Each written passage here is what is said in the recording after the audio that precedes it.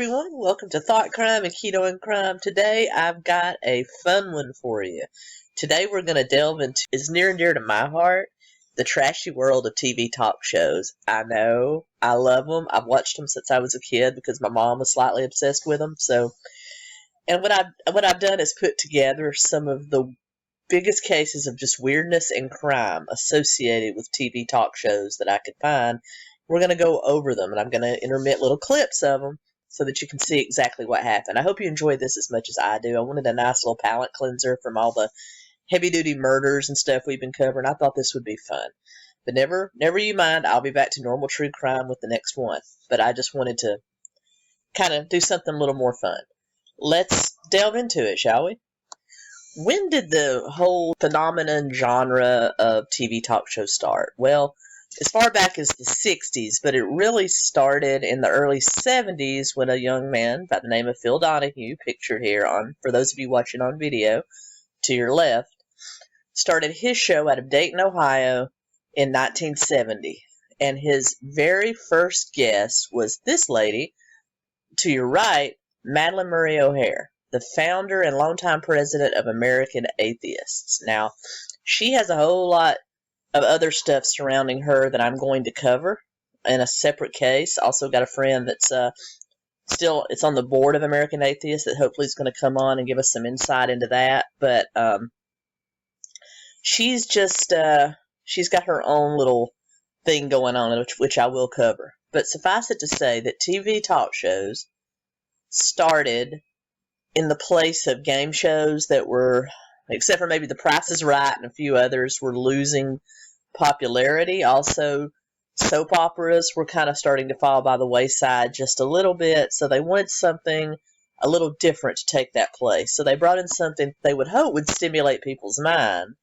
And at first, that's exactly what happened. You have the early players like Phil Donahue that tried to put on more thought-provoking shows, such as his very first episode starring Madalyn Murray O'Hair, where she came in like a lightning bolt claiming there's no God, there's no devil, there's no heaven, there's no hell. Once you die, you just rot in the ground. That was pretty much. And you can imagine Dayton, Ohio didn't like that, so it was quite an explosive show. But Madalyn Murray O'Hair, like I said, is the founder of American Atheists. In the early 60s, she's launched the landmark case against the Baltimore City school system, Murray versus Curtail, which actually got administration and teacher-led school prayer removed from the schools. Now, contrary to popular belief, you can still pray in the schools as long as it's student-led. However, officials cannot press their particular brand of religion on you thanks to this court case. And she's the one that did that. Well,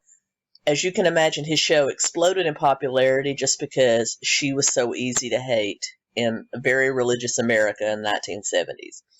So he started it all and started it very controversial. But from this episode, it started to go downhill. Not just with his show, but with all other shows. From there, you kind of move down from thought-provoking, discussion-provoking shows into what we know as trash TV today. And this has further devolved into the onset of reality television as we know it today with the Kardashians and things like that. So just remember, Phil Donahue started it all, and the very first talk show controversy was Madalyn Murray O'Hair, and she was such a popular guest. She came back on his show several times, a couple of times debating with popular televangelists of the day. So people, these holier-than-thou folks, the ones that think they've got it up here and they have just enough to endure it instead of enjoy it. And, they've responded well to me on Bourbon Street because they see I'm trying to help instead of hurt. When I first are you really trying to help anybody, though, when you try to bring them to your beliefs? Well, I haven't seen too many it's hurt. And that's the evidence you have to go by. How would you be able to recognize whether or not they're hurt, though? When you can see a home made out of a house and a man made out of a mistake and purpose found in a person's life. And though, I think that sometimes for the people in America, it might be well to make some homes into some houses, if you get the meaning of my terms. I'm sure I get the meaning of your terms, and I'm hoping you get the meaning of mine, because I have never met a person who was dissatisfied with the way of life that I recommend. Can you say that about atheism? Well, the atheists aren't dissatisfied with their way of life, but I think that we're dissatisfied when we see what the Christians are doing to the human community constantly. I am too. I'm very dissatisfied, and this is why we have these Wake Up America crusades and trying to get us to do more for our God. What's this? Wake Up America It's just a little crusade. name that we have trying to get God's people to wake up and put the Lord first place. Because But you know, if America wakes up, what America will do is kick Christianity out, and all of you preachers... the ones that I'm talking about waking up... Check those out. Breast implants. Yeah, let's talk about them. They were all the rage in the 1980s.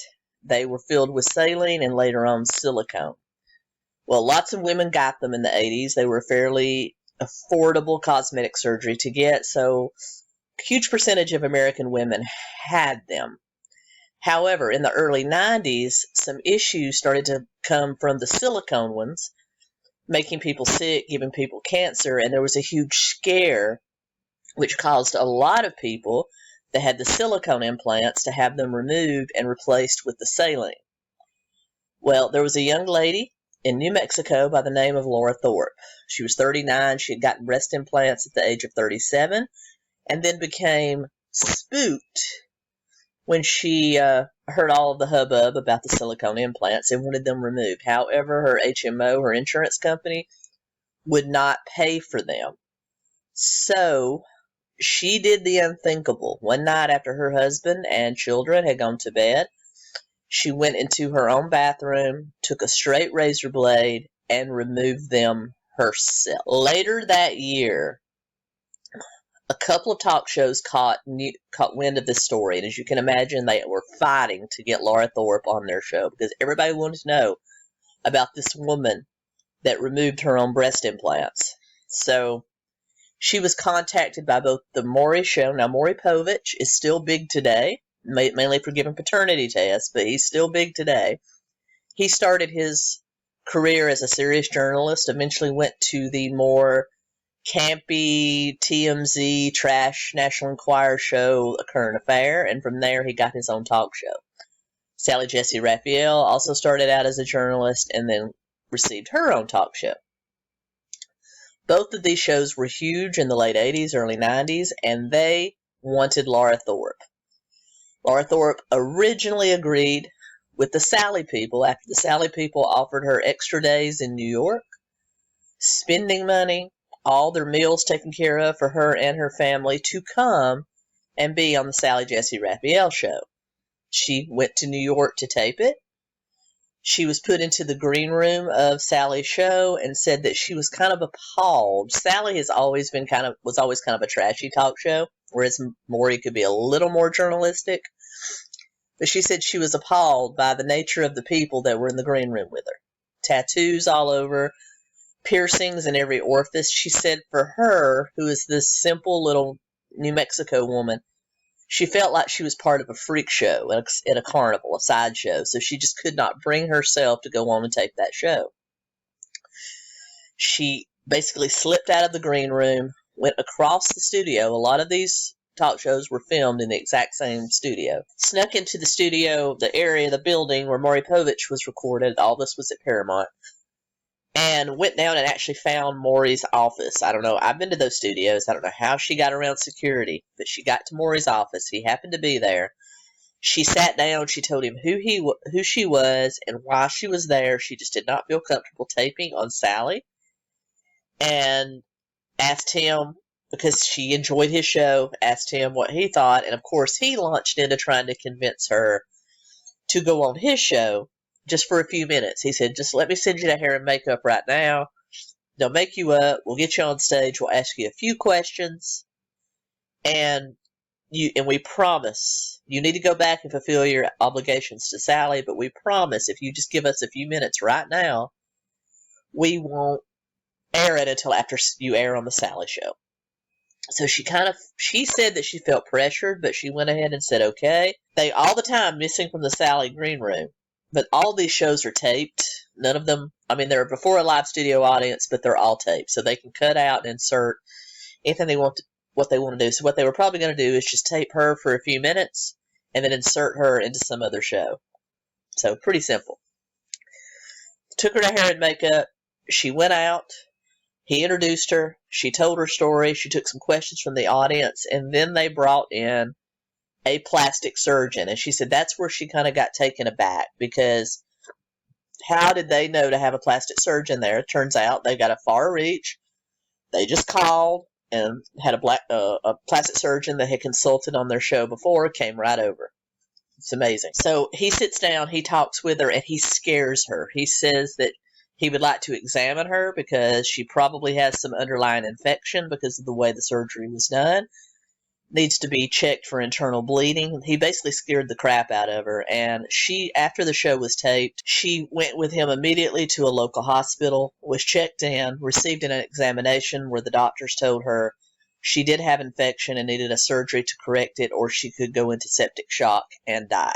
Enter Sally's producers, who finally track her down. They call the Maury show. They're angered, of course, because she's left their show and went over to the Maury show. They track her down at the hospital. They continuously call the hospital.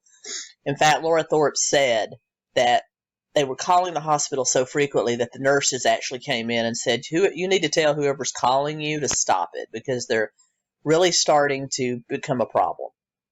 Well, they finally got her on the phone, and they threatened her that if she didn't immediately check herself out of the hospital following the surgery and come immediately the next day and tape their show, they were going to sue her. She got so scared, she put off her surgery, checked out, went back over to tape Sally, and was told, oh no, we're not going to tape you now. Don't worry about it.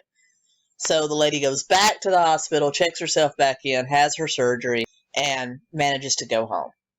But that's the story of the breast implants. One of the most popular shows of the 1980s was Geraldo. And if you're not familiar with Geraldo's original talk show, you probably know him as one of the more moderate anchors on Fox News. Geraldo's one that I watched every afternoon. He did a lot of what I thought really good shows. He did a lot of the trashy stuff too.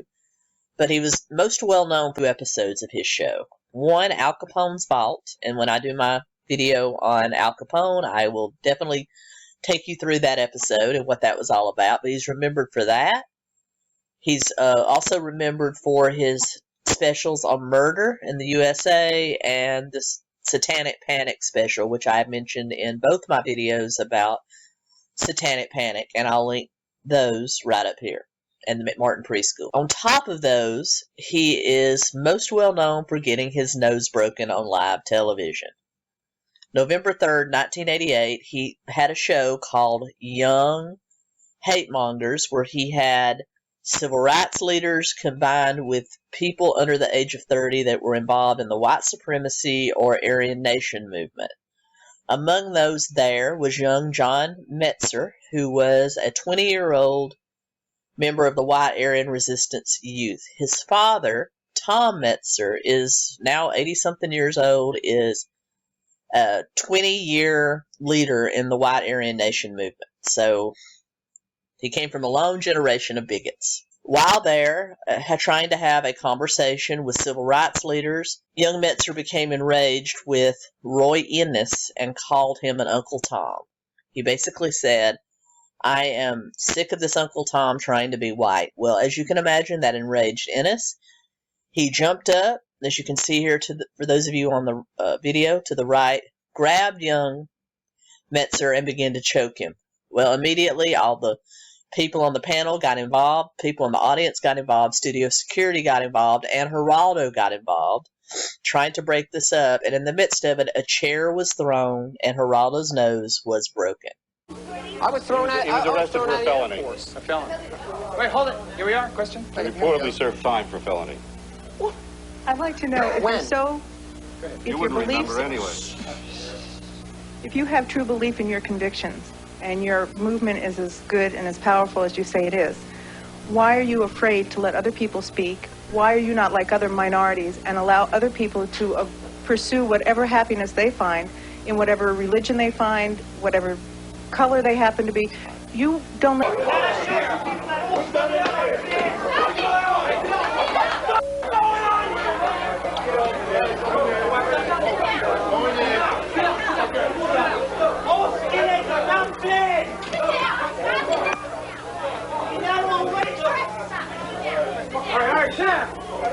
aftermath of this, no charges were ever filed. They basically swept it under the rug, kind of chalked it up to a danger of doing that kind of show. And to this day, Geraldo Rivera says that people ask him, how's your nose? That happened in 1988. Imagine that as your legacy. Now we fast forward to one that's a little bit more modern. In 2017, Dr. Phil McGraw, famed psychiatrist that got famous because he used to counsel Oprah, as so many people do get famous because they know Oprah Winfrey, was accused of drugging his guests, or his producers were accused of drugging their guests. This all started during a 2013 episode in which the winner, pictured here to the left, for those of you on video, of Survivor China in 2007, he won Survivor China. Todd Herzog was a guest in 2013. He was on to discuss the PTSD he had suffered from being on Survivor, had led him to take drugs and alcohol, and he was heavily intoxicated and under the influence of drugs while on the show. Can you walk? Barely. I have to have help. All right. Sorry, I'm very... That's all right. Brandon, why don't you get over there and take Debbie's spot? Yeah, I'll go.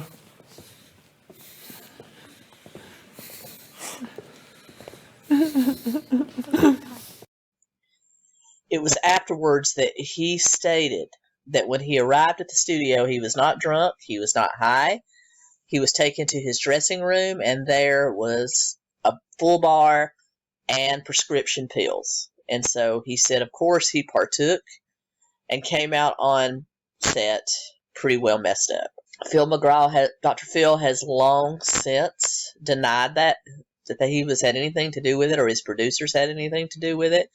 He was exonerated from it, but ever since then, the studio has put new regulations on what can be in dressing rooms and what cannot be in dressing rooms. I don't know. Draw your own conclusions, but he was obviously messed up during the interview. Unless he came there, drunk, where else would he have gotten them? I don't know. What's my opinion? I don't think Dr. Phil maybe had anything to do with it. I do think he's kind of genuine and that he cares about people. I'm not a fan of his show, but I get that vibe from him. But in doing this research, I realized just how far producers of these shows would go to put on a good show, because it's all about the ratings, and the more volatile somebody is, the more likely they are to stop when they're flipping channels. So the more volatile, the better. So I can see how maybe some of his producers did that without him knowing it. What do you think? Let me know down below. Probably the most well-known talk show scandal of all ended in murder. Jenny Jones Show, one of the most popular shows from the mid-90s to the early 2000s, well known for being all trash. She had a show that was actually never aired. She's most well known for a show that never aired. But March 6, 1995, she had 3 people on. She had Jonathan Schmitz, Scott Armador, and a friend of theirs on. And during that show, Scott Armador revealed that he had a secret crush on Jonathan Schmitz. While they were out on stage, Scott and the friend talked about the fantasies Scott had about this young man, all while he's in a sound booth and can't hear him. He's been told he's there to have a secret crush revealed. He assumes it's a female. So they didn't tell him. They wanted as much shock value as they could get. After they finished taping that segment, Jonathan's brought out. He gives everybody on stage kind of an awkward hug and sits down. And for those of you watching, Scott is the one top, bottom left. Jonathan is top right there. When he's let out, awkward hugs, sits down, and then Jenny Jones reveals that his secret crush is actually a man. Scott tells him about his feelings. Jonathan again gives him an awkward hug, kind of laughs, and confesses that he was 100% heterosexual, and so nothing would be happening. Man, and then Scott says, you look like a hippie in your car, and then you get out of your car, and then he told Donna that I was a good-looking guy, and Donna told me, and I said, well, it's flattering, but... It's flattering, but you're not interested. There's no way. There's no way, right? No, I'm now well, at least, Scott, at least you got it out. Are you very disappointed? Scott that has the crush on you. You lied to me. They finish the show kind of awkwardly. Everybody leaves, goes home. When they're back home in Michigan, Scott goes over to Jonathan's house and leaves a very provocative note on his front door, basically propositioning him. It kind of flips Jonathan out. Jonathan goes over to Scott's house and shoots him dead. He's arrested and in 1996 was sentenced 25 to 50 years for second-degree murder. His lawyer used PTSD from the show, depression, and Graves' disease, which is a autoimmune disease that can kind of make you're in a lot of pain, so therefore you're not in your right mind, as the defense. This was later overturned on appeal, and then later on, another trial, he was sentenced to the same thing. He did serve the majority of his sentence and was released in 2017. However, the family of Scott Armador did sue the Jenny Jones Show and her production company and was awarded $29 million, which was later overturned on appeal. Jenny Jones went off the air in 2003. And there you have it. The most amazing weird crimes that were catalyzed by talk shows. I hope you enjoyed this. I hope you found it fun. As always, I appreciate like, comment, share, subscribe. It keeps the channel alive. If you can't afford to support the channel, because I am largely self-funded because I am heavily demonetized because of my true crime nature, down below you'll find some links to support me either at Patreon, Cash App, or PayPal. Never required, always appreciated. Most of all, just watch, like, and share. Thank you so much, guys and girls. I appreciate it. I'll be back soon with another true crime video.